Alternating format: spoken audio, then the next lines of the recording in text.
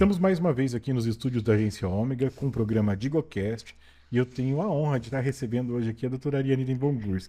Seja bem-vinda aos estúdios da Agência Ômega, seja bem-vinda ao DigoCast. Obrigada, Rodrigo. Obrigada pelo convite. Sempre um prazer estar aqui na Agência Ômega, agência que eu gosto tanto e que já gravei vários conteúdos, materiais, enfim, vários vídeos aqui. E é com muito prazer hoje que estou aqui no podcast. E hoje nós vamos falar um pouquinho da vida da Ariane, né? De quando ela chegou em Amambaia aqui, eu lembro que ela era a pessoa que eu conheci pessoalmente que mais tinha seguidor no Instagram. E aí a gente começou uma amizade, né? E hoje ela tá aí com nada mais nada menos que uns 868 mil seguidores, mais ou menos. Eu tava olhando antes de vir para cá, né? E ela trabalha médica e hoje ela tem o foco no mioma, né? Mas primeiro eu vou deixar que ela se apresente e depois a gente vai começar o nosso bate-papo. Bom, sou Ariane, sou médica.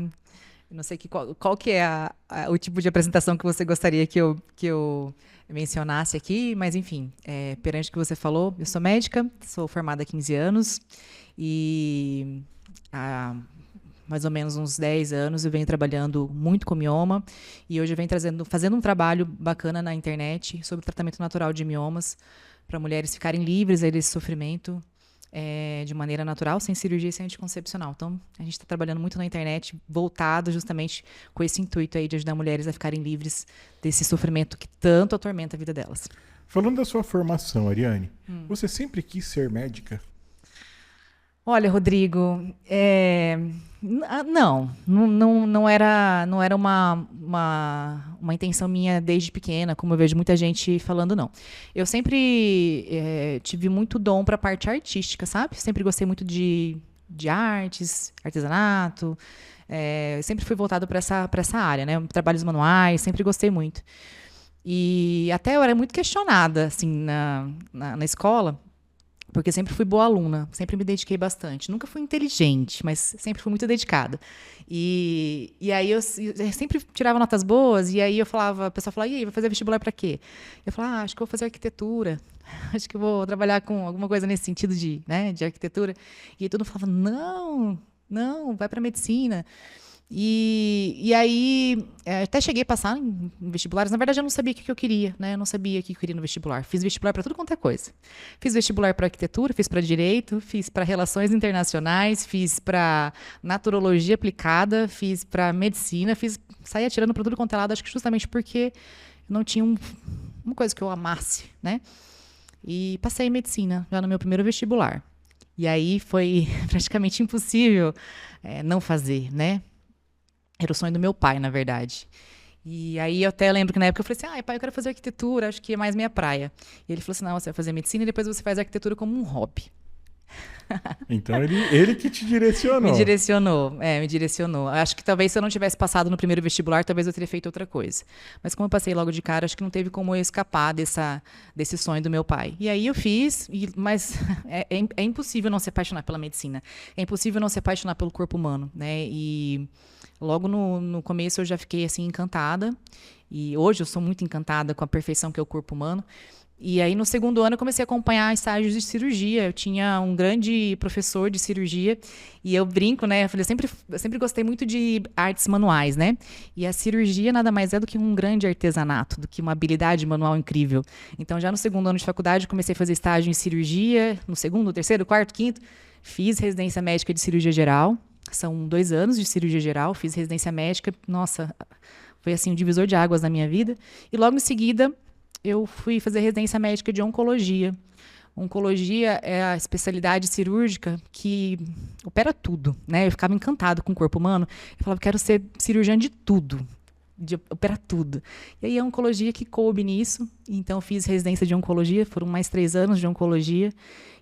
E é por isso que eu venho desenvolvendo essas habilidades manuais, esses artesanatos dentro da medicina. Não, Raul, uma vez eu fui acompanhar a Ariane e o Baggio fazerem cirurgia, eu fui filmar.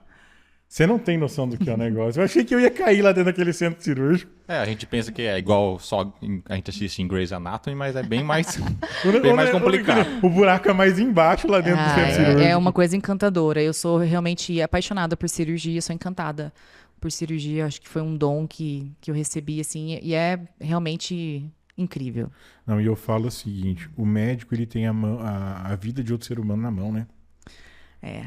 E é incrível, Rodrigo, você tá lá, às vezes, com a mão dentro de outra pessoa, né? Com um órgão na sua mão, com uma vida na sua mão, e você para e faz uma reflexão de, nossa, é uma pessoa que está aberta aqui. A gente, até depois de um tempo, né, a gente começa a se habituar muito, né? De estar trabalhando com isso, né, normaliza isso, né? Mas eu tento fazer esse exercício de vez em quando, a hora que eu tenho que esperar por algum motivo ali, com cirurgia, né? A cirurgia aberta, a gente fala, né? Eu tento me voltar para essa reflexão, falar, nossa, é uma vida, um corpo que está aberto aqui na minha frente, que eu estou aqui com a mão dentro dessa pessoa, que eu estou interferindo na vida dela, e eu espero que seja da melhor maneira possível. Então, a gente se pega, às vezes, pensando nisso, sabe? De quão poderoso é isso. E é incrível. Legal, bacana. E, Ariane, como que você chegou em Amambai? Porque, assim, é uma médica, cirurgiã, oncologista, nutróloga, ou não ainda? Sim. Nutróloga. O que mais? A Ariane tem um monte de especialidade. Ela contou só um pedacinho do currículo dela. TikToker. Não, a gente nem chegou nas habilidades digitais dela, ainda. Entendeu? Mas cirurgiã, oncologista, nutróloga. Fiz faculdade de medicina, então. Fiz residência médica de cirurgia geral, depois fiz residência médica de oncologia. E aí, vamos contextualizar, né? Vamos explicar aqui a nossa trajetória, a jornada. Eu finalizei minha residência de oncologia e aí eu trabalhava com pacientes oncológicos, né? Pacientes portadores de câncer. E aí, naquela época, eu fazia cirurgia e fazia também quimioterapia, né? E aí eu operava o paciente, eu fiquei voltada mais para a parte feminina, né, de ginecopelve. Então, fazia muita mama e fazia operava útero, ovário e mama, né? Fiquei especializada nessa área dentro da oncologia. E aí, eu operava meus pacientes, fazia quimio, prescrevia rádio, e aí, eu falava, cara, é só isso, né? Comecei a pensar, o que mais? Deve ter mais alguma coisa. Não é possível que para por aqui, não é possível que é só isso, né? E depois os pacientes voltavam para casa e aí acabou. Não. Então, eu falei, deve ter alguma coisa a mais. E, como eu falei, eu sempre gostei muito de estudar. Eu sempre fui muito dedicada à literatura, a estudar. CDF. Eu gosto muito de ler. Até quem me acompanha nas redes sociais sabe ali, eu sempre estou postando os livros, tenho uma biblioteca em casa, eu sempre gostei muito desse mundo de leitura, né? De estudar e sempre estar fazendo alguma coisa sempre, né? Atualização sempre. E aí eu fui atrás de uma pós-graduação que completasse, que fosse um diferencial para o meu paciente oncológico, sabe? E aí eu achei a primeira pós-graduação de medicina integrativa do Brasil. Foi a primeira turma. E aí, então, fui atrás disso para ver o que era essa medicina integrativa que estava chegando no Brasil na época. Isso já faz tempo, né? Foi a primeira turma. E simplesmente um leque se abriu disso, sabe? Então, eu comecei a fazer essa pós de medicina integrativa, fiz pós de nutrologia, e aí já comecei a fazer muitos outros cursos associados, né? De hormônios, enfim, de ozonioterapia, de acupuntura, de tudo que tinha disponível na época, e ainda tem, né? Com grandes mestres, grandes professores.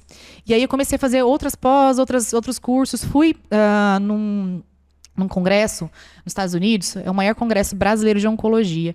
E nesse congresso, há 10 anos atrás isso, nesse congresso tinha uma sala lá, um curso, né, uma apresentação falando sobre reequilíbrio hormonal. E até então, na parte de oncologia, a gente falava muito de bloqueadores hormonais, de usar medicamentos para bloquear hormônios e tal, e não tinha um tratamento muito a fundo sobre isso, sabe? E aí, estavam falando nesse congresso, que era o maior congresso de oncologia do mundo. E aí eu falei, nossa, tem uma coisa diferente aí, né? E comecei a buscar sobre isso, já fiz aquela jornada ali e já busquei outros cursos. Foi quando eu comecei a trabalhar na parte de hormoniologia, trabalhar no reequilíbrio hormonal para tratamento de doenças. Aqui no Brasil, a gente não tem muito hábito de trabalhar o reequilíbrio hormonal para tratamento de doenças. Hoje a gente fala de hormônio, o que vem na sua cabeça quando a gente pensa em hormônio? Para mim é veneno. Então, aqui no Brasil é isso, né? Aqui no Brasil, o nosso conhecimento, a atitude, o uso de hormônios no Brasil, ou é para hipertrofia de academia, né? Ou emagrecimento, ou estética, essa parte de anti-envelhecimento, de hormonização. Então, no Brasil, se fala muito de hormônio relacionado a isso, a parte de estética corporal. Mas aqui no Brasil fala-se pouco sobre o uso de hormônios, não o uso em si, mas o reequilíbrio, o ajuste hormonal para tratamento de doenças. E aí eu fui trabalhando nisso, fui aplicando isso nas minhas pacientes do consultório. Então, as pacientes me procuravam para operar. Como eu te falei, eu acabei me especializando nessa parte de gineco, né? Então, as pacientes me procuravam para operar, tirar útero, por exemplo, né? Pacientes com miomas, ou com adenomiose, ou com cistos de ovário, ou, enfim, com doenças ginecológicas, me procuravam para operar, e aí eu falava assim, enquanto a gente faz o pré-operatório, vamos aplicar algumas estratégias que eu trouxe dos Estados Unidos? E aí eu comecei a aplicar essas estratégias, aplicar o tratamento de reequilíbrio hormonal. Quando elas voltavam ao consultório, com os exames lá, para a gente marcar a cirurgia, elas falavam assim, doutora, acho que eu não quero mais operar, eu já não tenho mais sintoma. A gente repetiu o exame, tinha melhorado o tamanho do útero, tinha melhorado o cisto lá no ovário tinha sumido, ou então, enfim, a adenomiose tinha regredido o foco. Então, a gente começou a observar muito resultado. E aí, eu comecei a propor esse tratamento sempre para as minhas pacientes. Todo mundo que me procurava no consultório para operar, para fazer cirurgia, eu sempre colocava como opção esse tratamento enquanto fazia o pré-operatório, enquanto fazia os exames. E aí começou a ter tanto sucesso que eu comecei a trabalhar mais com a parte clínica, mais com esse protocolo de reequilíbrio hormonal, do que propriamente operando, do que propriamente fazendo cirurgia de remoção. E aí, nisso, o consultório ganhou uma fama grande, e aí comecei a trabalhar de maneira em outros estados, e fui convidada para palestra, e é isso que gerou todo esse trabalho que eu venho fazendo hoje. Mas a sua pergunta foi outra para mim, como vim para Inhamambai, né? Então, diante disso tudo, né, perante essa jornada toda de conhecimento, de busca de conhecimento, eu sempre fui, eu e o Bajo também, né, acho que a gente faz uma dupla boa nisso, a gente sempre foi um pouco insatisfeito assim, com o que a gente... enfim, onde a gente está e o que a gente quer da vida, né? Sempre buscando outras coisas. Inclusive, a gente já se candidatamos para Médicos Sem Fronteiras, a gente já se candidatou para um monte de coisa. Gostamos muito desse movimento, sabe? E há 10 anos atrás, nós estávamos operando aqui em Inhamambai. Nós recebemos um convite do então prefeito na época, inclusive o novo prefeito, né, para operar em Inhamambai. O Bajo já conhecia a cidade, ele já tinha morado aqui em Inhamambai quando ele serviu o exército, então ele já tinha operado aqui, e ele falou, vamos operar lá em Inhamambai? E eu, de capital, né, sempre na capital, falava assim, operar em Inhamambai? Mas tem condição? Tem hospital, centro cirúrgico? Tem? E eu, acostumada a centros cirúrgicos grandes em Campo Grande, né? Eu operava em grandes hospitais, operava no Hospital do Câncer, com fluxo grande, cirurgias grandes, Hospital Regional, Hospital Unimed, enfim, cheguei a Inhamambai e eu falei, gente, será que dá para operar aqui? O Baixo falou, não, dá sim, vamos operar aqui, vamos estruturar aqui o hospital, a gente traz alguns materiais de Campo Grande, a gente trazia nosso bisturi, a gente trazia algumas caixas cirúrgicas, a gente trazia auxiliar, vamos montar aqui um serviço de cirurgia. Então, a gente teve esse convite e a gente aceitou, justamente porque a gente gosta muito desse movimento. Montamos um serviço de cirurgia geral aqui. Isso há 10 anos atrás. E há 8 anos, mas continuava morando em Campo Grande, vinha só para fazer cirurgia e voltava, né? Eu tinha minha vida lá. E há 8 anos atrás, o então prefeito nos convidou para montar um serviço aqui. Ele falou, eu quero que a Inhamambai se torne um polo regional de cirurgia. E eu quero vocês morando em Inhamambai. E falou, então, e aí? E aí? E eu falei assim, cara, vamos enfrentar isso? Vamos mudar? Né? Vamos dar essa volta toda na nossa vida. E aí, quando a gente avisou todo mundo que nós íamos largar nossa vida em Campo Grande para mudar para Inhamambai, para montar aqui um polo de cirurgia, muita gente chamou a gente de maluco, né? Muita gente chamou a gente de louco. Como assim? Vocês com especialistas, subespecialistas, né? Com várias especializações, enfim, várias graduações, vocês mudando por uma cidade de interior, ainda quase na fronteira, como assim? Todo mundo achou a gente, né, meio maluco. E aí a gente veio por um propósito maior, que era para realmente mudar o perfil de saúde aqui da região. E com isso, a gente não fez só nós não montamos apenas um serviço de cirurgia, mas a gente decidiu realmente mudar a estrutura de saúde daqui, né? Então, fazer um trabalho social envolvido, né? Trabalhar com a informação da população. Então, a gente fazia muitas palestras, ia nos postos, em empresas, enfim, montei uma rede social com esse objetivo Quem me acompanha desde o início das redes sociais lá, nossa, já tem rede social há mais de 10 anos, falava muito sobre saúde como um todo, né? Para melhorar a imunidade, para melhorar foco mental, para melhorar evitar doenças, melhorar a pressão, falava como um todo. Então, trazia um trabalho social muito voltado para isso, sabe? Para mudar a saúde da região, daqui dessa localidade. E eu acho que a gente fez muito isso, né? A gente cumpriu esse papel. Eu acho que deu muito certo enquanto a gente propôs a fazer isso. Então, por isso que a gente veio fazer aqui. A gente veio dar um restart. Restart na saúde local aqui. Veio desbravar. Não, e se ela não tivesse vindo, não tinha conhecido a Ariane, né? É isso aí. E, Ariane, hoje o seu foco é mioma, é saúde feminina. Tá, antes de a gente começar nesse assunto de mioma, Ariane, você deu um boom nas redes sociais, né? Uhum. Eu conheci a Ariane, ela tinha 28 mil seguidores, 30 mil seguidores na época, né? Quando ela veio pra cá, a gente fez umas fotos, fazia umas coisas. Eu lembro que as primeiras lives, né, Ariane, também. Mas você deu um salto, né?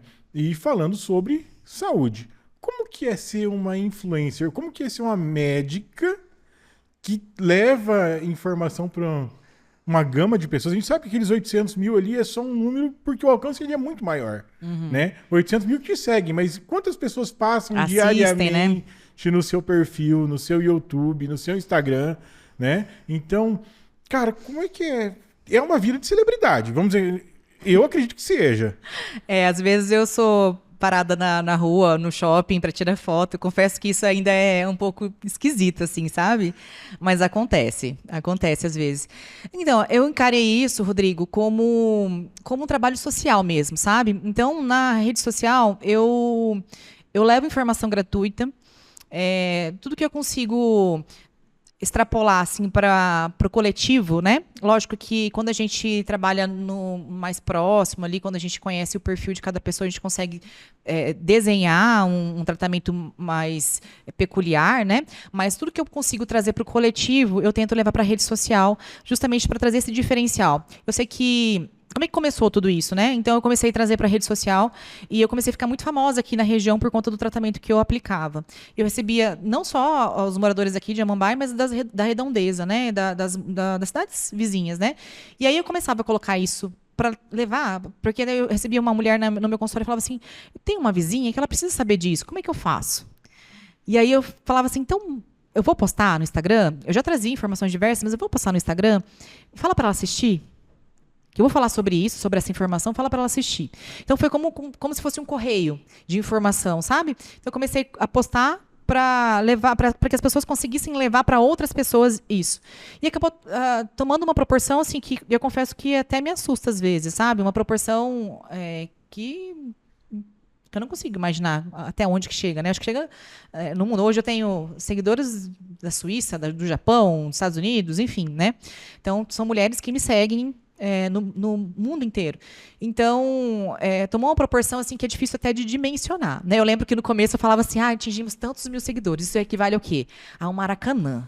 Aí depois, não, agora crescemos mais um pouco. Então, isso aqui é do tamanho de uma cidade tipo Dourados, como se Dourados inteiro me seguisse. Eu lembro que eu fazia comparações assim, para caber na minha cabeça a repercussão que eu falo, que um bom dia que eu dou ali no Instagram pode provocar na vida de uma pessoa, sabe? Eu lembro e hoje eu já não tenho mais com o que nem sei com o que comparar. Mas... Não, mas eu lembro que a gente fez o post de 40 mil seguidores, né?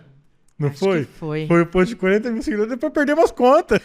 No começo a gente comemorava, né? Nossa, batemos, sei lá, 20 mil, 30 mil. Agora a gente consegue repercutir de uma maneira assim que sai até do controle, né? Então, às vezes dá um boom, vai rapidão, às vezes dá uma parada. Então, é uma coisa assim, depende muito de se um post viraliza, né? Eu lembro do meu primeiro post que viralizou. Nossa, foi uma coisa assim que eu recebia mensagem de pessoas, eu falava, nossa, como que pode, né? Uma pessoa que eu nem conheço. Não, e o vídeo do Sazon também, né? Então, foi um vídeo o primeiro vídeo que viralizou foi eu fazendo uma receita na cozinha da minha casa. E aí as pessoas, eu viajava, saía, e a pessoa falava assim, então, lá na sua cozinha, eu vi que você tem aquilo. Eu falava, gente, como é que a pessoa sabe que eu tenho dentro da minha cozinha? E depois eu lembrava, porque o vídeo que viralizou é o vídeo que eu estava fazendo uma receita dentro da minha casa, né? Então, assim, as pessoas me conhecem. Isso que é muito estranho, as pessoas me conhecem, mas eu não conheço. Então, às vezes elas vêm, assim, param, conversam comigo e falam de peculiaridades da minha vida que eu falo, gente, até dá uma coisa...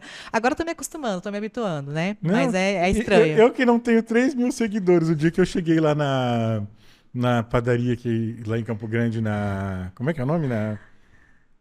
Aquela que a gente sempre vai lá Tag to go. Tag to Go. Aí o cara falou, você é o rapaz que entrevistou Paulo Correia. Sou eu, digo que Você imagina você que... Gente, deve ser muito...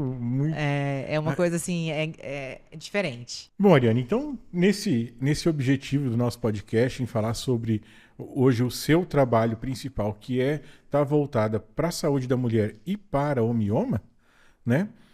O mioma, ele é câncer, Ariane. É uma coisa que eu acho que todo mundo, quando tem aquele diagnóstico, fica preocupadíssimo, né? Ah, mioma. Mas mioma é câncer? O mioma, ele é o tumor benigno mais comum da vida da mulher. Por isso que até foi um tema que eu trouxe para trabalhar muito, porque a quantidade de mulheres que sofrem com mioma é muito grande. Estima-se que mais ou menos 70% das mulheres vão ter mioma na sua fase reprodutiva. Então, é muita gente, né? Então, o mioma ele é um tumor benigno, mais comum, mas ele é um tumor benigno, não é tumor maligno. E é muito difícil, é muito raro o mioma se transformar num câncer. Muito raro o mioma se transformar num câncer. É muito difícil. Então, quando tem, às vezes, o diagnóstico, né? Fala, tá com um tumorzinho aqui no útero, né? A primeira coisa que a gente pensa é justamente um câncer, né? Mas no caso do mioma, ele é um tumor benigno. Ele não tem o poder de malignidade, metastatização. Só que ele traz várias complicações para a vida da mulher se não tratado, né? Então, eu sempre falo lá nas redes sociais, a gente tem que fazer um tratamento. Não adianta só acompanhar, vai acompanhar para deixar crescer, para daí piorar, né? Então, a gente faz um tratamento. Então, é importante que trate para evitar complicações como anemias graves, como, por exemplo, obstruções de outros órgãos. Os miomas ficam, às vezes, de tamanhos enormes, a ponto de obstruir o intestino, de obstruir o ureter, de obstruir bexiga, né? Então, a gente tem que fazer um tratamento até mesmo para evitar complicações para a mulher. Quais são os sintomas mais comuns de mioma, Ariane, que para a mulher ficar atenta, ela tendo esses sintomas, já procurar um especialista? A maioria dos miomas são assintomáticos, principalmente no início, tá? Então, muitas mulheres têm miomas e não têm sintomas nenhum. Na verdade, os sintomas vão depender muito do limiar de cada mulher, né? Então, quais são os sintomas mais comuns? Sangramento menstrual, né? Então, fluxo menstrual intenso. Às vezes, um fluxo que tem lá 3, 4 dias, mas é muito intenso, vem muito sangue. Ou então, um fluxo menstrual prolongado. A mulher fica menstruada 10, 15, 20 dias direto, ou tem escapes, que são sangramentos fora do período menstrual. Hemorragias, né? Tem muita mulher que tem hemorragia, anemia profunda por conta do hiperestímulo do endométrio, né? Por conta do estímulo do mioma ali no endométrio. Cólicas, dores pélvicas, cólicas durante a menstruação, ou dores mesmo fora da menstruação, dores lombares, dor para ter relação, dor ao movimento, ao exercício físico, quadros de infertilidade. Então, são vários sintomas relacionados aos miomas, mas isso depende muito da sensibilidade de cada mulher, do grau do tamanho do mioma e principalmente da gravidade do desequilíbrio hormonal. Uma outra coisa que muita gente pergunta, e até uma coisa que eu gostaria de trazer aqui, é que tem gente que fala assim, eu tenho um mioma bem pequenininho, mas eu sofro tanto. Outras mulheres falam que tem miomas enormes e não tem sintoma nenhum. Então, o sintoma ele não tem muita relação só apenas com o tamanho do mioma. Às vezes a gente tem tumores pequenos, miomas pequenos, com muitos sintomas. Isso é decorrente da gravidade do desequilíbrio hormonal. A gente sabe que tem um excesso de hormônio estrogênio, que é o hormônio que estimula o crescimento de mioma, ele também estimula a camada endometrial, que é a camada que provoca bastante sangramento. Ou ele estimula a camada miometrial, que é a camada muscular, provocando bastante cólica. Então, nem sempre a gravidade do sintoma está relacionada com o tamanho do mioma, e sim com a gravidade do desequilíbrio hormonal, com a intensidade do desequilíbrio hormonal. Então, a causa do mioma, ele é o desequilíbrio hormonal. E, por exemplo, tem algum fator de risco que aumenta esse grau de evolução do mioma? Alguma coisa que faça com que ele se desenvolva mais rápido ou ele apresente sintomas, né? Na mulher que venham ficar mais graves?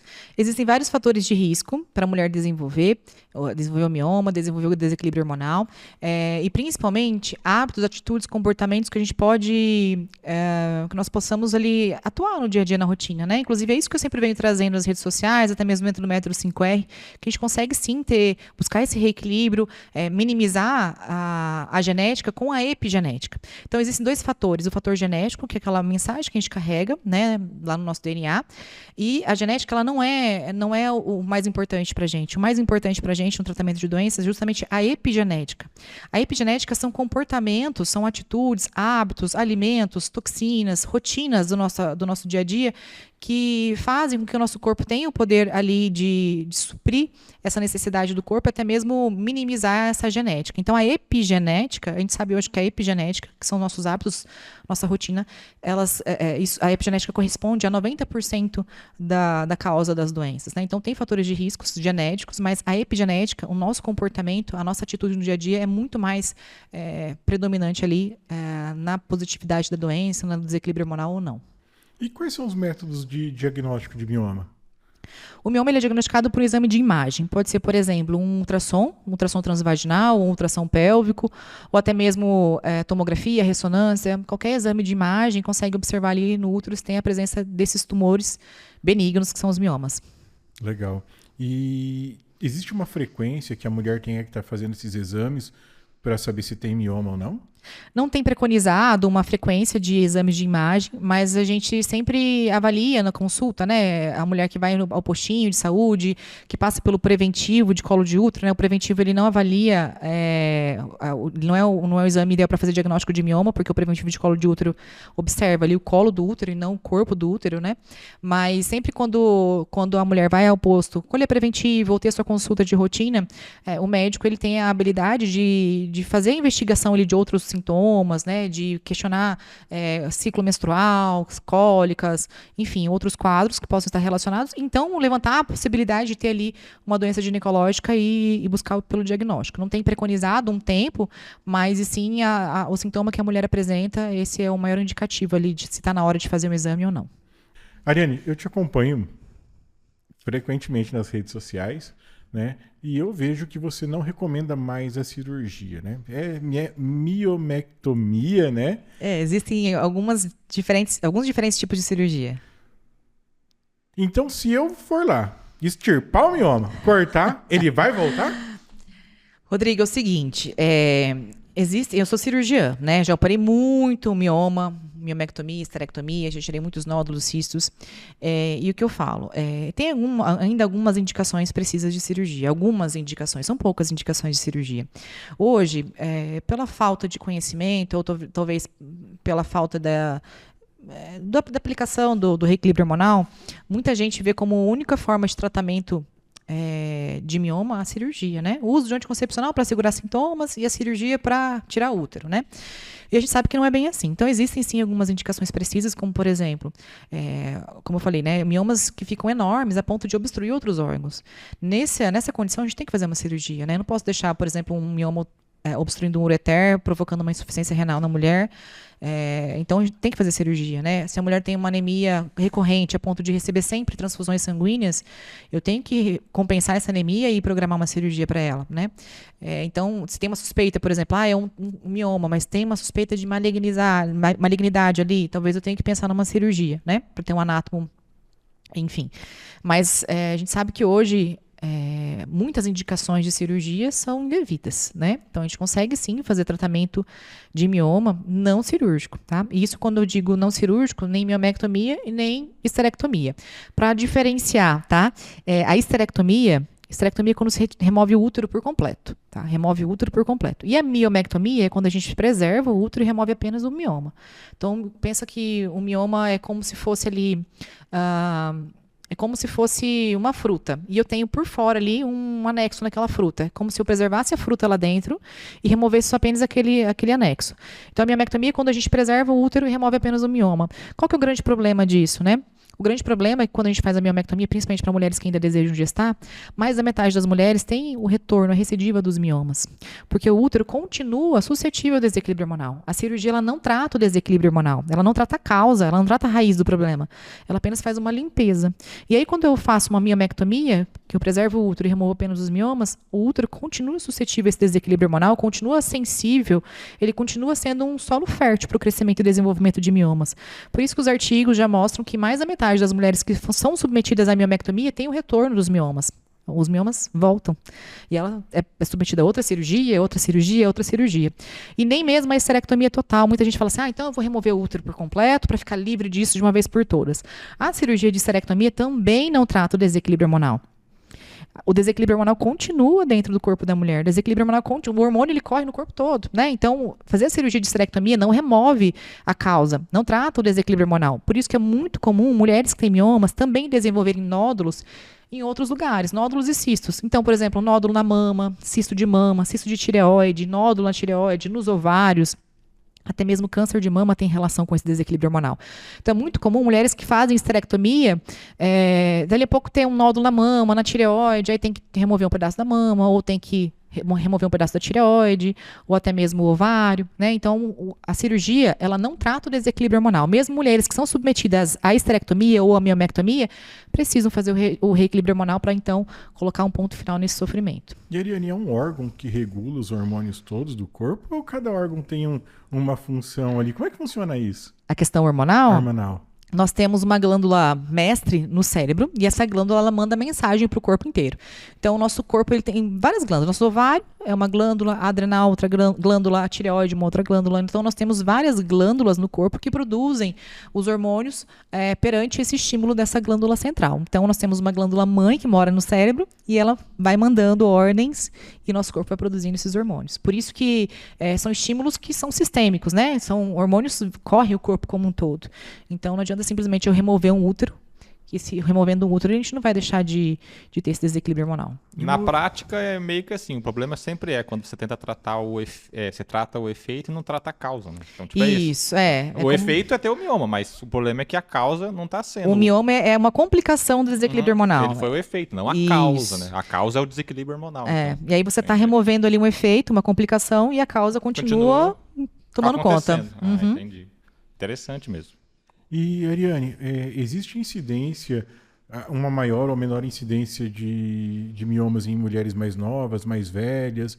Como que é isso? Ou toda mulher Eu ia tá perguntar sujeita... isso agora mesmo. Porque eu falei, cara, mas será que na prática a mulher mais nova acontece dela ter mioma ou não? Porque já que é uma questão hormonal, tem fases da vida da mulher que acredito eu que ela tem uma propensão hormonal maior e pode, consequentemente, no sentido negativo, causar coisas do tipo. Isso mesmo. Tem uma relação, sim. Vocês estão certos. Tem, assim, uma idade perto dos 35 anos é a época da vida da mulher onde mais tem agravos relacionados ao desequilíbrio hormonal. Então, é o fator pico ali, sabe, da vida da mulher. Antigamente, quase não se via desequilíbrio hormonal em mocinhas jovens, né? Mulheres que tiveram ali a primeira menarca, né? A menarca, que é a primeira menstruação. Antigamente não tinha muito isso. Hoje a gente já consegue observar meninas de, 15, 16 anos com miomas. Antigamente era uma coisa de já 40, 30 anos, né? Agora a gente já consegue observar tá cada vez mais precoce, está cada vez mais jovem a mulher que está tendo um agravo de saúde por conta do desequilíbrio hormonal, justamente por conta da epigenética, justamente por conta dos fatores que a gente está ali inserido na nossa sociedade. Você acredita que esse fator de aparecer miomas mais cedo nas mulheres, né? E outros problemas também gerais, pode ser causado por conta da alimentação, por conta de uso de agrotóxicos, de metais pesados presentes, até mesmo para a conservação desses alimentos que eles colocam nesses enlatados e tudo mais que a gente vem vendo aí de novidade, né? Mas essas novidades não podem estar causando esse tipo de problema na humanidade? Com certeza, Rodrigo. Na verdade, o que vem nos adoecendo de uma maneira geral, tá? Não só contra desequilíbrio hormonal, mas doenças de uma maneira geral, cânceres, doenças neurodegenerativas como Alzheimer, né? Se vocês observarem o aumento da frequência de Alzheimer, de doenças neurodegenerativas, né? Tudo isso vem acontecendo, vem acometendo mais a humanidade por conta da epigenética, por conta dos nossos comportamentos. Isso inclui muito nossa alimentação, isso inclui muito a questão de toxinas, né? Tanto de agrotóxicos, como toxinas que a gente tem contato no nosso dia a dia, quanto comportamentos, sono, sistema imunológico, enfim, né, são vários agravantes aí que a gente usa no nosso dia a dia que com certeza influenciam. Então, por exemplo, como eu falei para vocês, o que está mais relacionado ao surgimento de mioma, o desequilíbrio hormonal, principalmente o excesso de hormônio estrogênio, tá? Então, a mulher, na verdade, todos os seres humanos têm, né, mas a mulher, ela tem um volume maior de hormônio estrogênio, né? E esse hormônio estrogênio, quando ele está em excesso, ele é proliferativo. O hormônio estrogênio ele é super benéfico para o nosso corpo, ele protege o corpo da mulher contra infarto, derrame, enfim, várias doenças, né? Perda óssea. Então, ele é um hormônio super saudável quando está no nível certo. Quando ele está no nível que excede o valor normal, a quantidade normal, ele começa a proliferar células. E essa proliferação faz inchar o útero, faz criar mioma, faz desenvolver endometriose, adenomiose. Então, quando a gente tem hormônio estrogênio em excesso, começa a desenvolver células, começa a desenvolver doenças. E a gente tem na nossa alimentação, por exemplo, vários alimentos que são ricos em estrogênio. Então, eu já estou sofrendo um desequilíbrio hormonal, eu já estou lá hiperestimulando as minhas glândulas para produzirem mais estrogênio. Já está alto o estrogênio. Se eu consumir alimentos ricos em estrogênios, fitoestrógenos, então o que já está alto vai ficar mais alto ainda. Se eu tenho contato, por exemplo, com xenoestrógenos. Xenoestrógenos são estrogênios do meio ambiente. Então, a gente tem lá fitalatos, PPAs, né? Petrolatos, vários químicos, agrotóxicos, vários químicos que funcionam no nosso corpo como disruptores endócrinos, que funcionam no nosso corpo como um estrogênio sintético. Então, se o meu estrogênio já está alto, se eu tenho contato constante com esses disruptores endócrinos, com esses xenoestrógenos, o meu estrogênio vai aumentar mais ainda.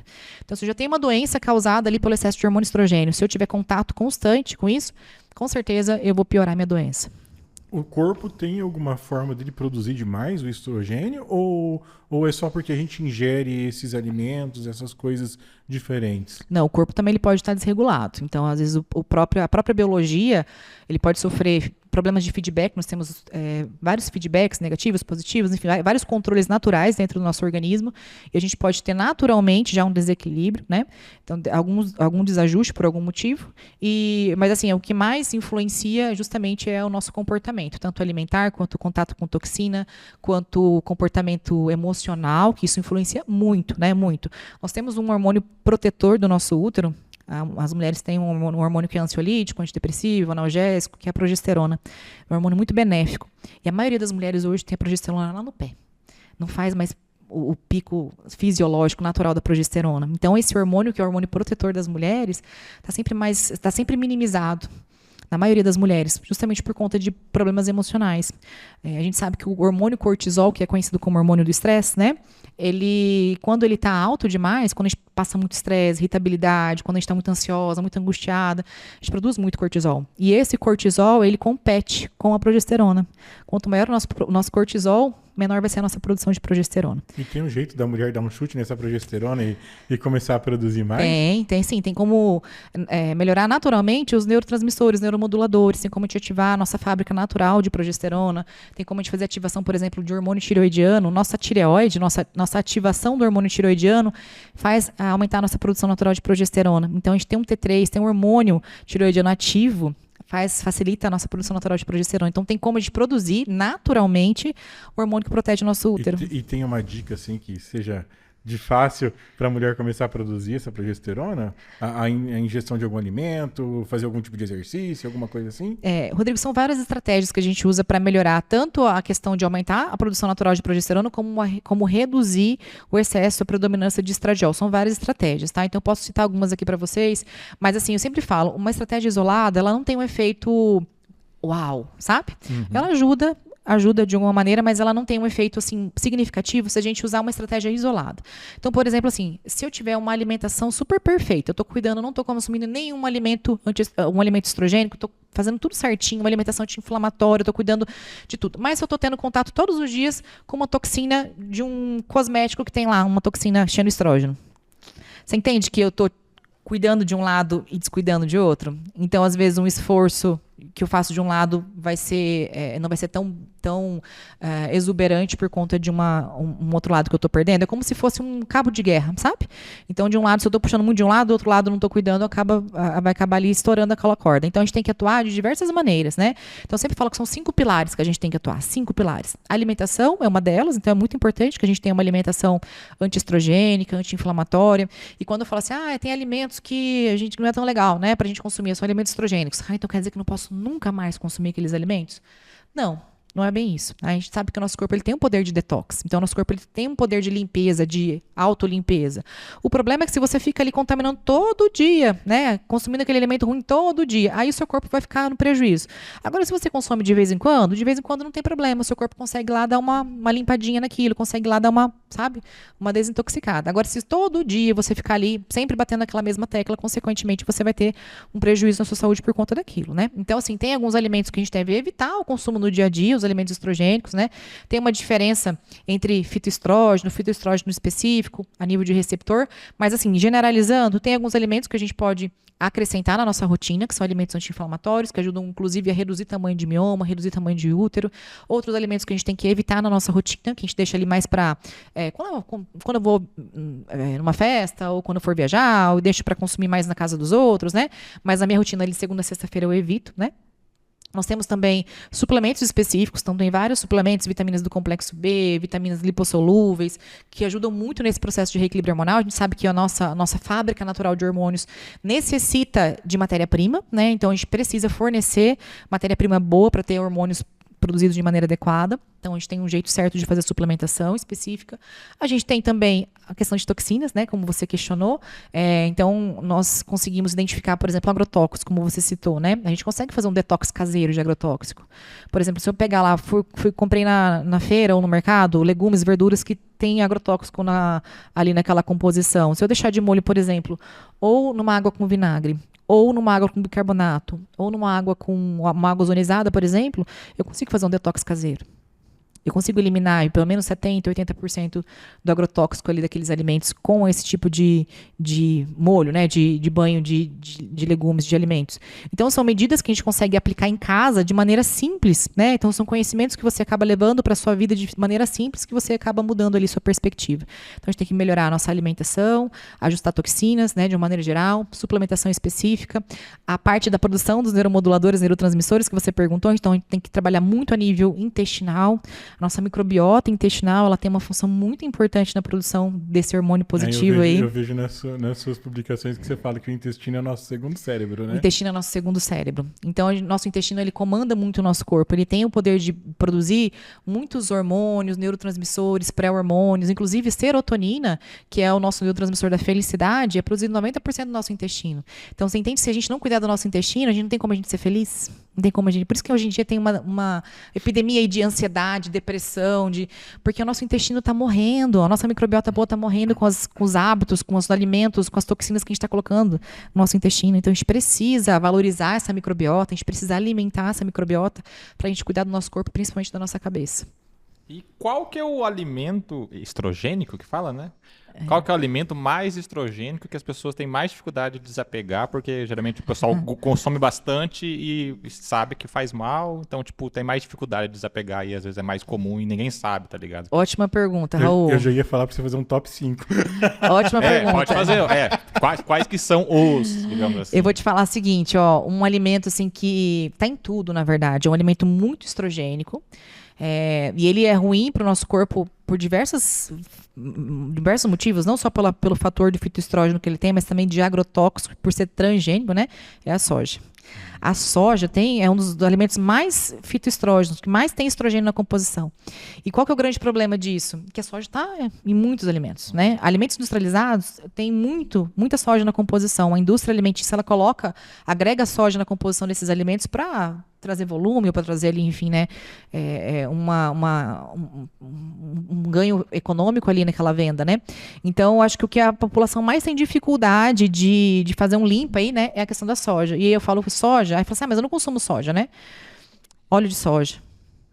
Óleo de soja, né? É uma coisa... Aquele suco é tão bom de soja. Suco de soja. Quando eu era criança, uma coisa até engraçada. Eu não vou falar tomei marca, muito. mas Eu tomei muito. Quando eu tive uma fase na minha vida que eu fui vegetariana. Eu fui vegetariana por 8 anos. E aí, por conta da deficiência nutricional que o vegetarianismo provoca, eu tomava muito leite de soja. Muito leite, dessa marca aí, sabe? E era moda quando eu era adolescente, era moda. Tomava muito leite de soja. Então, leite de soja, carne de soja, suco de soja. Se você for olhar aqueles sucos prontos de caixinha que compra para criança, você pode olhar lá, tem soja dentro, né? Então, alimentos, por exemplo, você compra lá alimentos industrializados. Até mesmo outro dia fui olhar uma marca no mercado. Não vou falar marca também, mas sabe aqueles cremes de avelã? Que o pessoal da adolescência adora, né? Tem soja na composição. Então, se você for olhar rótulo, tem soja em muita coisa. E a soja, tem estudos que comprovam que ela tem um fitoestrogênio muito intenso, a ponto de até mesmo de favorecer o surgimento de câncer de mama. A ponto de favorecer alterações hormonais em meninos. Né? Então, meninos que consomem muito leite de soja pode ter um prejuízo hormonal no crescimento e no desenvolvimento da puberdade desses meninos. Então, eu acho que um dos alimentos que talvez seja mais difícil da população brasileira hoje a ter um controle de consumo é soja. E soja faz muito mal para mulheres que têm miomas. Então, leite de soja, carne de soja, óleo de soja ou alimentos que tenham soja na composição. Lembrando mais uma vez, né? Não é assim que tá proibido, eu nunca mais posso comer soja. Não, de vez em quando não tem problema. O problema é você consumir o alimento base soja todo dia. Então, na segunda-feira você come um, na terça-feira você come outro, na quarta você come outro, e assim você vai todo dia trazendo essa fonte de alimento para o seu corpo. Aí o bicho pega. E a gente não tá falando que não é pra comer soja, tá, gente? Só dá uma segurada, né? Dá uma diminuída aí, né? Começa a ler rótulo. O que eu sempre falo, né? A gente tem que descascar mais e desembalar menos, né? Então, o que vem da natureza, o alimento que vem direto da natureza, por exemplo, os legumes, frutas, verduras, carnes, né, proteínas, são mais saudáveis. Agora, tudo que vem num pacotinho, na latinha, na caixinha, aí já complica. Aí já passou por influência do homem, já tem corante, conservante, tem acidulante, tem emulsificante, tem anti, né? Então aí complica. Que é tudo antivida, basicamente. Justamente, antivida, né? Antivida. O que um conservante faz? Por que o conservante conserva? Porque ele deixa de proliferar bactérias ali, né? Então ele conserva o alimento de bactérias, né? Como é que ele faz isso, né? Inibindo o crescimento ali, de vida ali, inclusive o nosso. Exatamente. Alguém paga o preço uma hora, ou a curto prazo ou a longo prazo, né? Esse Com é o problema. com certeza. E você juntando todas as estratégias, né? Fazendo todos esses estudos. E eu sei que você tem um método, né? Para combater os miomas. Esse método é chamado método 5R. Até você já comentou aqui. No que consiste o método 5R, Ariane? O método 5R é um método trazido dos Estados Unidos. Ele foi desenvolvido lá. E ele consiste no reequilíbrio hormonal de maneira natural. Então, ele envolve todas essas estratégias que eu estou citando aqui para vocês de uma maneira muito mais abrangente, né? Muito mais detalhada. Então, ele tem esse nome, 5R, porque ele foi estabelecido em 5 pilares. Então, tem 5 frentes que o método 5R trabalha. E cada frente, cada pilar desse foi começado com uma palavra com a letra R, né? Então, por exemplo, recolocar. Recoloca alimentos na sua rotina alimentar que são anti-inflamatórios, antioxidantes, alimentos antiestrogênicos, né? A gente tem o reforço, que é o módulo de suplementos. Então, nesse módulo, a gente trabalha todos os suplementos que corroboram para o reequilíbrio hormonal. Então, é uma coisa que também é muito importante. Não adianta você suplementar de qualquer jeito. Eu vejo muita gente errando nisso, né? Usando suplementos ali, aqueles suplementos de AZ, né? Aquelas fórmulas prontas de AZ, que ele só tem corante dentro, só tem conservante ali dentro, microdoses de suplementos que não ajudam em nada, né? Então, tem que usar a suplementação de forma otimizada, saber o horário certo. Então, tem muita diferença, por exemplo, em vitaminas lipossolúveis e hidrossolúveis, né? Tem diferença na solubilidade, tem diferença no horário, da forma que usa, se é sublingual, se é base oleosa, se é base água, enfim. Tem todo um trabalho específico para o reequilíbrio hormonal, então a gente traz isso em detalhes. A gente tem o módulo de relação, que é a relação da mulher com ela mesma, que envolve a questão dos neuromoduladores, de serotonina, dopamina, melatonina, cortisol, a microbiota intestinal, que é uma relação muito íntima, né? Nós somos 90% bactérias, isso é somente 10% humanos, né? Então a gente tem que ter muito cuidado com a nossa microbiota, com essa vida que vive na gente, né? Então a gente trabalha muito isso. Relação da mulher com ela mesma, como eu falei, o ciclo, né? Então a gente trabalha muito o ciclo menstrual, as fases do ciclo, a otimização, a ciclicidade feminina.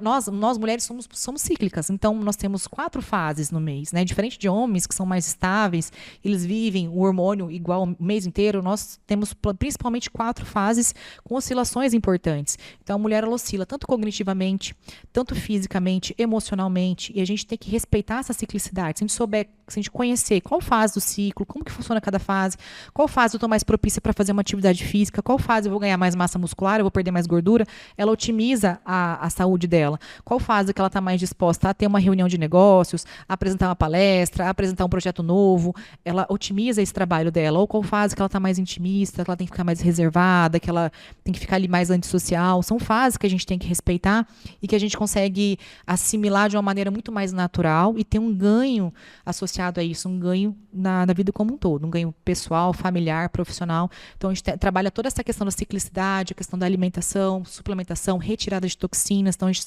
consegue retirar muito, fazer substituições inteligentes. Eu falo assim que é um conhecimento.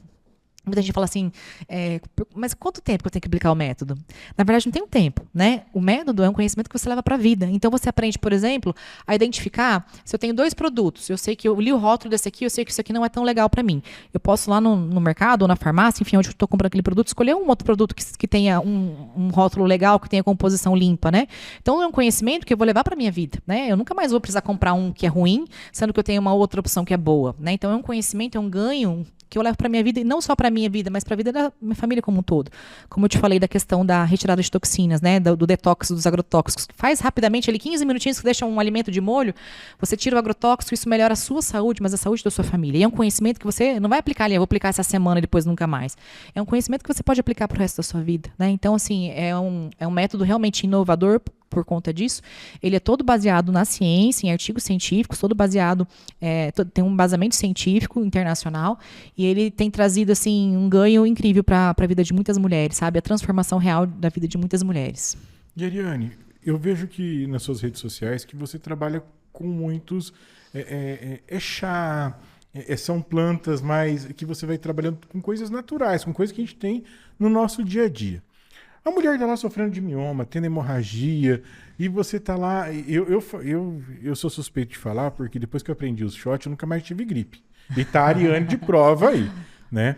Mas, Ariane, como que um chá pode fazer uma diferença tremenda na vida de uma pessoa? Porque você vai no médico, né? Você vai no médico, o que é? É remédio alopático, né? É alopático que fala, né? Isso, é remédio de farmácia. Entendeu? Nada contra remédio de farmácia. Sim, mas sim. Você vai substituindo com produtos naturais, com produtos de casa, você vai substituindo algumas coisas. Como é que isso dá resultado? Isso dá resultado, Rodrigo, porque nós somos seres programados para ser perfeitos, né? Perante Deus, nós somos perfeitos. Deus nos criou de maneira que nosso corpo tenha um poder de detox, um poder de autocura, né? A natureza ela foi feita para isso. Tanto é que antigamente não tinha farmácia, né? Se a gente voltar anos ali na história da humanidade, não tinha farmácia, não tinha indústria farmacêutica. E como é que a humanidade viveu nesse período? Através de remédios naturais, né? Através de curas naturais. Então a gente tem essa habilidade. Não digo que a gente precise, eu posso viver somente através de remédios naturais. A gente pode e deve usar ali a farmácia, o remédio alopático, justamente para isso, para trabalhar associado a isso, né? Mas nós temos muito poder medicinal em vários alimentos, em várias ervas, em vários chás. Por exemplo, eu gosto muito de trabalhar com as minhas alunas, até mesmo com as minhas seguidoras, com a epigalocatequina galato. A epigalocatequina galato, que é conhecido como ECGC, é um poder medicinal, é um fitoquímico do chá verde, né? O chá da planta Camellia sinensis. E estudos científicos comprovam que esse poder medicinal, a ECGC, epigalocatequina galato, ela tem o poder, comprovado cientificamente isso, tá? O poder de reduzir o tamanho de mioma. Reduzir o tamanho de útero. O útero que está inchado volta para o tamanho normal, o mioma ele vai regredindo. Então a gente consegue associar protocolos, né? Então, por exemplo, esse protocolo que eu estou falando esse artigo científico, ele associa ali a epigalocatequina galato do chá verde com vitamina D, com vitaminas do complexo B. Então são associações de vitaminas, minerais e fitoquímicos que têm esse poder maravilhoso de reduzir o tamanho de mioma. Então, às vezes a gente fica lá só viciada lá no uso de um anticoncepcional, que não cura mioma. O anticoncepcional ele alivia alguns sintomas, quando alivia, né? Porque a maioria das mulheres, elas usam o anticoncepcional, por exemplo, para um sangramento. Ah, tô sangrando, vai lá e toma um anticoncepcional. Dá uma segurada, mas dali a pouco o sangramento volta. Aí faz o quê? Toma 2 comprimidos de anticoncepcional. Ou então toma dois diferentes. Ele vai associando, juntando anticoncepcionais para ver se segura e não segura mais, né? Então, o anticoncepcional, ele não cura mioma, não tem essa finalidade. O anticoncepcional, o nome dele já fala, ele é anticoncepção. Ele foi desenvolvido para não deixar a mulher engravidar. Só que como ele dá uma seguradinha na questão do fluxo menstrual, acaba se usando muito para mulheres com miomas. Mas ele não cura mioma, não tem essa finalidade, né? E até mesmo ele piora o quadro a longo prazo. Porque, como eu falei, o hormônio que protege o nosso útero, que é o hormônio protetor do nosso útero, é a progesterona. E a gente produz progesterona na ovulação. O que o anticoncepcional faz? Ele bloqueia a nossa ovulação. Então, a mulher que usa anticoncepcional não produz progesterona, não produz hormônio que protege o útero. Então, se você parar para pensar, a longo prazo, o quadro pode até piorar pelo uso do anticoncepcional. Então, não deixando de usar a alopatia. A alopatia, muitas vezes, ela é muito importante, né? Principalmente em doenças infecto-contagiosas, né? Antibióticos foi um boom para o ganho da vida humana, né? Ainda mais eu que sou oncologista, prescrevi já muita quimioterapia, né? Eu sei da importância que tem, né, para salvar a vida. Mas a gente pode buscar, sim, o tratamento natural, a gente pode buscar alternativas, estratégias, sempre somadas. Como eu falei para você, uma estratégia isolada, ela não tem um poder, assim, magnífico, né? Ela tem um poder pequeno. Mas quando a gente soma várias estratégias pequenas, a gente consegue ter um conjunto muito bacana de resultado. Então, é isso que a gente vem propondo. Aplicar 5 pilares, né? Aplicar ali várias estratégias nesses 5 pilares, abraçando o desequilíbrio hormonal por todas as frentes, estabelecendo pilares fortes e duradouros na vida da mulher que faz um reequilíbrio hormonal tratando doenças de maneira natural.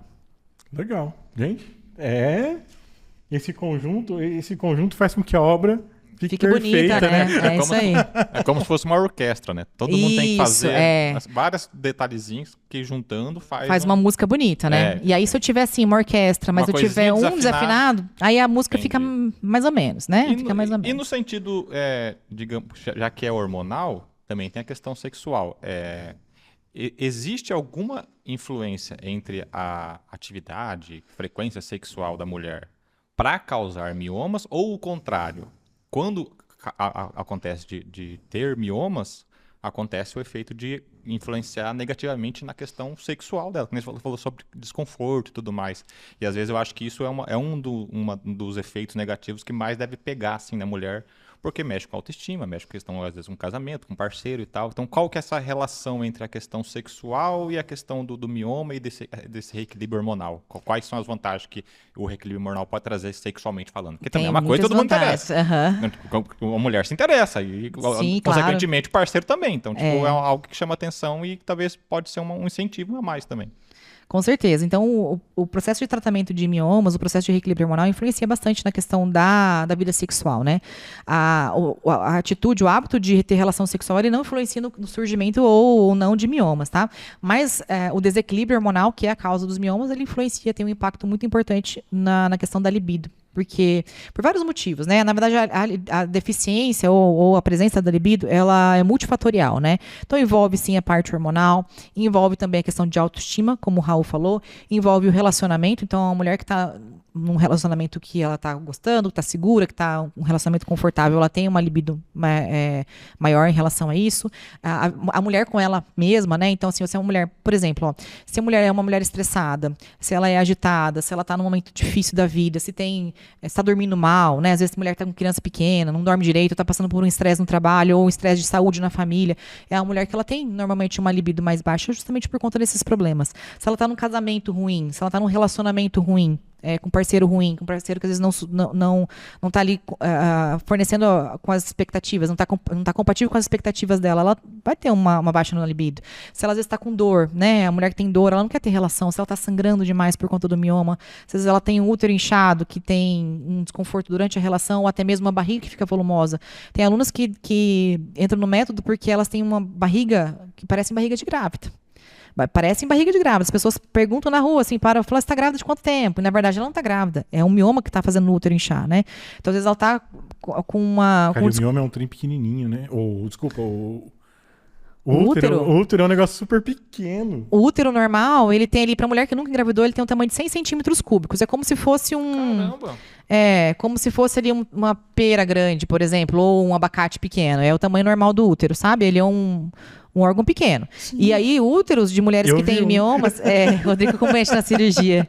E úteros de mulheres com miomas podem ficar semelhantes à barriga de grávida mesmo, de 4 meses, 6 meses.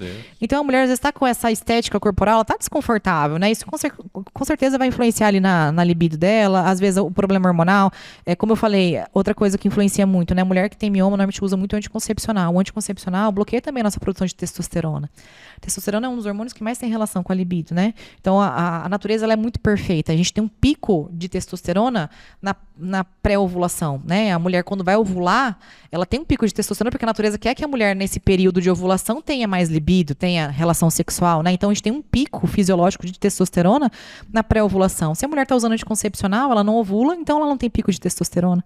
Então, isso tudo influencia, com certeza, na parte da libido. Então, fazendo um reequilíbrio hormonal, ajustando os hormônios, ajustando a parte emocional, física, também estresse, comportamento, relacionamento, tudo isso, com certeza, pode melhorar a libido. E, Ariane, fertilidade e mioma?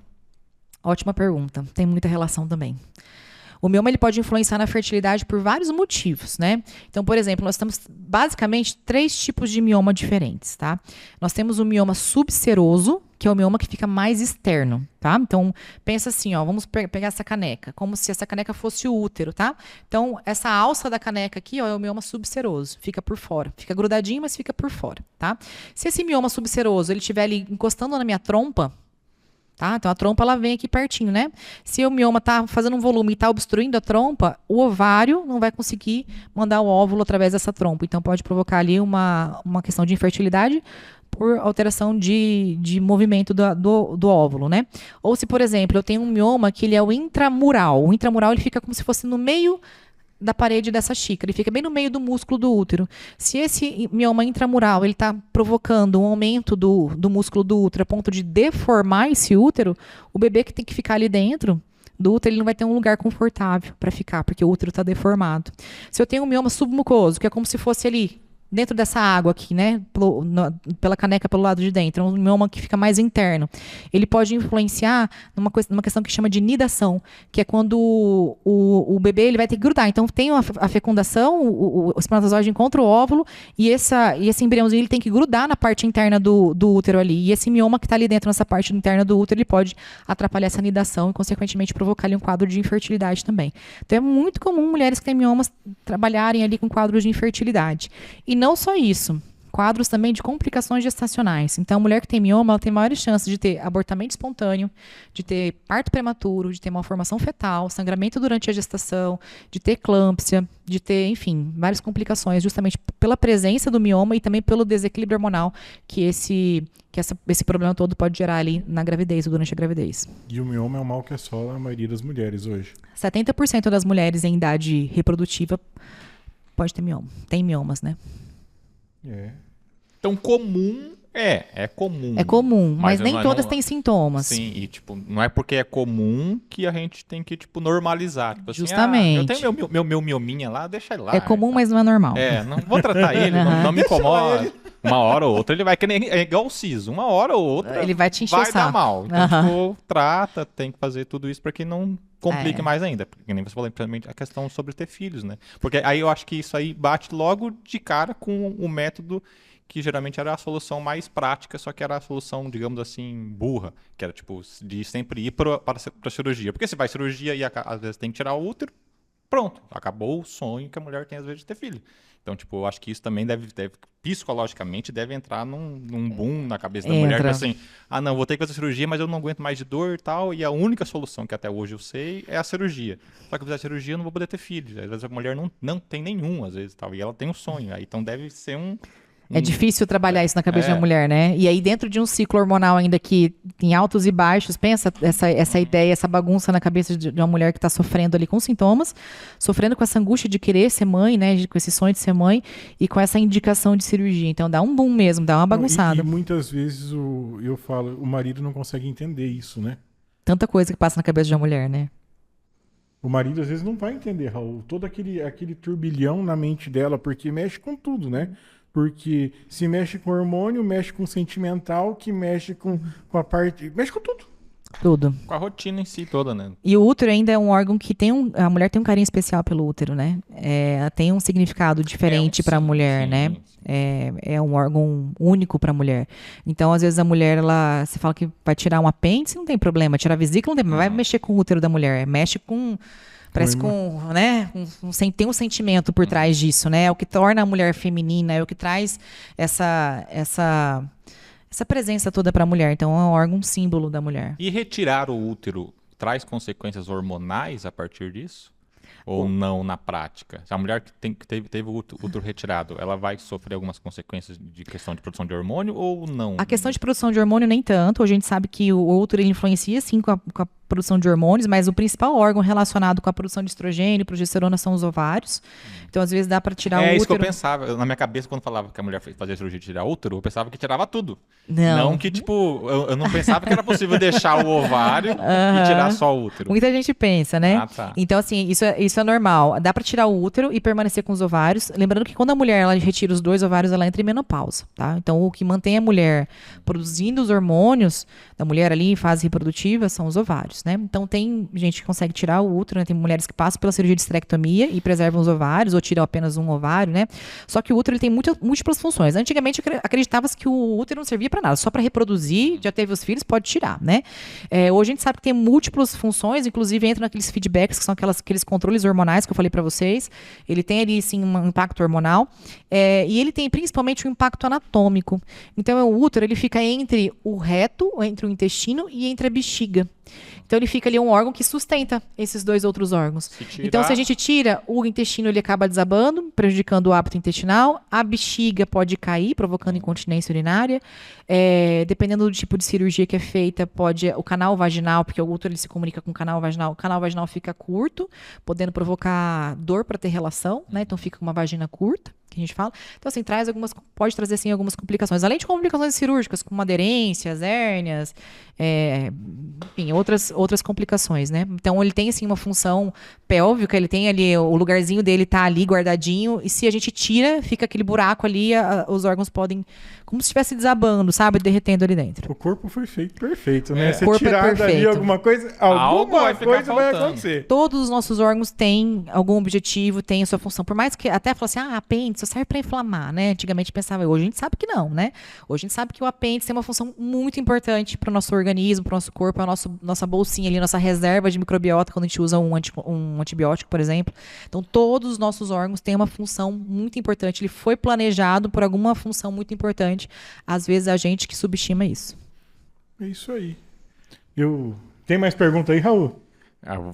Vai conversando aí que eu vou pensando aqui. Eu, como homem curioso, fico... Homem curioso. Ai, nós já estamos aí, ó, nossa conversa. Rendeu, hein? Rendeu, A né? gente tava com medo, né? Mas Tá é um mais assunto tranquila? tão gostoso. Nossa, eu fico horas falando. Se for falar da minha vida, eu fico tensa, assim, sabe? Eu já cortei uma volta, sabe? Se for falar de mim, eu fico tensa. Mas se for falar de saúde, de medicina, de doença, enfim. Nossa, eu fico horas aqui falando 1 milhão de coisas. Por isso que eu já cortei volta da vida, a gente foi direto pros miomas. Sobre a vida eu tenho uma vergonhinha de falar do pessoal, né? Mas a parte de profissional, assim, eu acho muito importante, a parte da medicina. E no sentido de resultado, como que é pra você lidar? Porque eu acho que, tipo, obviamente, a gente faz todo esse processo para que obtenha resultados. E esses resultados vão ser, consequentemente, com os pacientes. Aí quando você recebe o feedback positivo das mulheres, eu acho que deve ser algo assim bem emocionalmente falando, bem forte, né? Muito Porque, legal. de certa forma, você tá mudando completamente a vida de uma mulher que ela pensava que a vida dela já tava, tipo, indo pra cirurgia, né?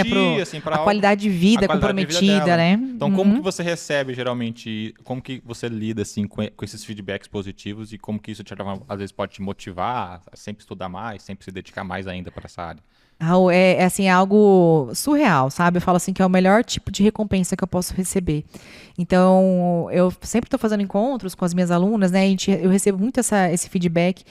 E é assim, incrível, de emocionar mesmo, sabe? Dependendo da mensagem que a gente recebe, do que ela escreveu ali, da mudança de vida, é de realmente ficar emocionado, sabe? De ver realmente que a gente faz a diferença na vida das pessoas, né? E isso é o que me incentiva a continuar, a ficar me dedicando a isso, a estudar cada vez mais, a estar ali presente todos os dias na rede social. Então, eu fiz um propósito que todos os dias eu tenho um conteúdo, um post novo. Todos os dias, faça chuva, faça sol, se é dia santo, feriado, todo dia. Porque eu acho que isso pode trazer um bem, por exemplo, uma pessoa que eu nem conheço, que está longe de mim, às vezes que eu nem vou ficar sabendo do resultado da vida dela. Mas eu tenho certeza que pode trazer um bem para alguma pessoa. Então, isso é muito gratificante. E você perguntou da questão de gravidez, né? A parte dos feedbacks onde as mulheres que estão tentando engravidar há anos e não conseguem o positivo ali no teste. Nossa, isso é muito bacana. Isso é que, muito de certa bacana. forma, você teve a influência para que nascesse aquela criança. Então, tipo, você sente Você imagina quantos Ariane já nasceu por aí? Nossa, entendeu? é muito legal, sabe? Assim, às vezes, eu já cheguei várias vezes a chorar junto com as alunas. Você ajuda diretamente a gerar vida, digamos assim, praticamente é isso. Então, tipo, isso é algo emocionante, realmente, assim, sabe? É incrível. Nossa, é assim, transformador na minha vida também. É o meu gás, é o meu combustível, sabe? É muito legal. E tem algum exemplo de alguma paciente, não que todas são especiais, mas existe algum exemplo assim que você sempre usa como exemplo na hora que for falar de uma mudança muito grande que aconteceu em relação ao estado que ela estava, da forma que chegou até você e como que ela conseguiu realmente eu tenho vários, né? Inclusive, eu tenho vários depoimentos, várias alunas me mandam vídeos, me mandam áudios, me mandam fotos de exames de antes e depois. Exames que antes tinham útero inchado, com múltiplos miomas, e depois uma foto de um outro exame sem miomas. Enfim, eu tenho vários, né? Estou sempre recebendo. Eu tenho muitas alunas e eu tenho muito feedback. Mas, assim, tem vários alunos que me tocaram, né? Por exemplo, eu tenho uma que ela me mandou um vídeo até comentando que ela chorou no laboratório. Ela tinha muito sangramento e uma anemia de receber transfusão sanguínea, sabe? De ter que receber transfusão sanguínea sempre. E aí ela não conseguia controlar essa anemia de jeito nenhum, não conseguia controlar esse sangramento. E ela começou a aplicar as estratégias que eu ensino no método 5R e conseguiu controlar esse sangramento. E foi no laboratório, e ela falou que foi a primeira vez em anos que ela não tinha uma hemoglobina compatível com a anemia, sabe? E ela que chorou, pegou o ressalto na brota e começou a chorar. Ela falou assim que ninguém entendeu nada. Até vieram perguntar se era o teste de gravidez e tal. E ela falou, não, é porque eu não tenho mais anemia, eu não preciso mais tomar bolsa de sangue. Então, assim, isso é algo realmente que toca a gente, sabe? De cirurgias canceladas. Então, eu tenho alunas que me mandam o papel, assim, da indicação cirúrgica, né? E aí, depois, o cancelado, assim, riscado, cancelado. Isso é realmente gratificante. Porque na prática, às vezes a pessoa simplesmente ela já se sente feliz porque ela não teve que fazer cirurgia, porque cirurgia você vai se cortar. Todo mundo tem um medo, às vezes, de ir para um centro cirúrgico. Então, tipo, a simples vitória dela não precisar fazer uma cirurgia já deve ser algo gigantesco. Parece assim, mas é só uma cirurgia. Mas, cara, qualquer cirurgia que, tipo, mexe com a pessoa tem um certo medo, receio. Só dela vencer, de não ter que fazer, eu acho que é uma vitória muito grande para ela. Com certeza. Ela deve ser um alívio muito E a qualidade de vida que ela ganha, assim, sabe? A qualidade de vida é algo surreal.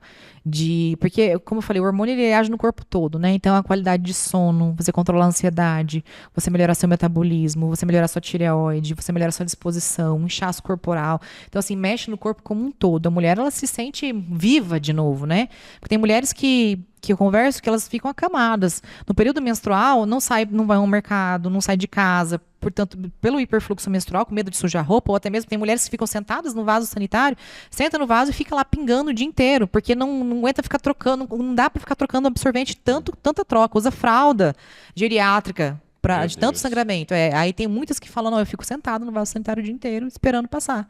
Ou ficam de cama, de dor, enfim, qualidade de vida, assim, que é algo surreal de resultado, sabe? Então, eu acho que esse é o melhor tipo de resultado que a gente pode ter, a transformação na vida dela, sabe? A vida profissional deve complicar também, às vezes. Como que ela vai explicar nesse período que ela não pode sair de casa? Ela não consegue trabalhar. Então, tipo, eu acho que influencia em várias coisas da rotina, assim, com certeza. Que são cruciais, né, assim, na prática. E no relacionamento com o marido, como é que você explica pro marido, eu tô aqui impossibilitada, porque eu tô com uma hemorragia franca que não posso nem encostar 20 dias por mês? É complicado. É complicado. Mas nós sabemos aí que o ano passado você teve em Harvard, né? E também foi fazer outros cursos no exterior. Rodrigo, sempre eu tô dando uma viajada por aí. E os novos planos para 2025? Como vai ficar a Ariane daqui para frente? Olha, vários projetos para 2025. Muitas mudanças, muita coisa boa chegando por aí.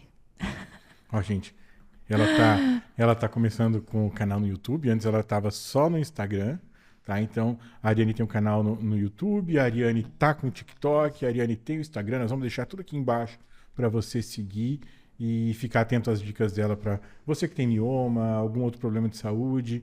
Vai lá, tem sempre conteúdo novo, tem sempre conteúdo bacana pra você. Todo dia tem um conteúdo Todos os novo. dias. Ela nem deixa as outras pessoas fazer o post dela, tá? Não, Só eu pra- E olha que eu já tentei, viu? Olha que eu já eu tentei. faço E questão. é ela que faz tudo, gente. Vocês não têm noção. E uma outra coisa. Eu quero agradecer você por estar aqui no Digocast. É um convite que já tem faz tempo. E a gente. E como Desde a o gente é muito. início do Digocast, Desde né? o Digocast. O Bard já veio, ele não veio, sabe? E saiu, né? Saiu. E a gente acha que, assim, é amigo, vai deixando.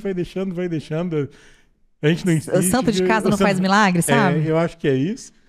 Mas tá aí. Quero agradecer a sua presença no Digocast. Dizer pra você que você é uma pessoa muito importante na minha vida também. Obrigada, Tá? Rodrigo. E os estúdios da Agência Ômega, você sabe que estão sempre abertos pra você. E Obrigada. deixo para suas considerações finais aí. Obrigada pelo convite, pela companhia de sempre, né? Rodrigo e Raul, que são meus o pessoal que topa tudo comigo, né? Então sempre tô aqui na gravação, na edição, nas lives, sempre a gente tá junto. E acho que por isso até que a gente demorou um pouquinho para gravar esse podcast. Sempre a gente tá por aqui, então depois a gente grava. Mas antes de ir de Amambai, tinha que sair esse Digocast, né? Então, quero agradecer sempre vocês pelo carinho, pela nossa parceria de sempre, né? Pela confiança no meu trabalho e por sempre estarem muito dispostos a de gravar, editar, de fazer de novo, e faz. Com certeza esse trabalho aqui não é só para mim, não é só para vocês, mas é para todas as mulheres aí que, de uma maneira ou de outra, estão tendo o ganho de qualidade de vida com essa informação, com esse conhecimento que estão chegando. Então, muito obrigada vocês pela oportunidade de trabalharmos juntos, muito obrigada pelo convite do Digocast e muito obrigada a todos vocês que estão assistindo e que acompanham nosso trabalho e que, de alguma maneira, tenha a vida aí tocada por algum tipo de informação ou conhecimento que chegou até você. Então, muito obrigada. Isso aí. Tamo junto. Tamo junto.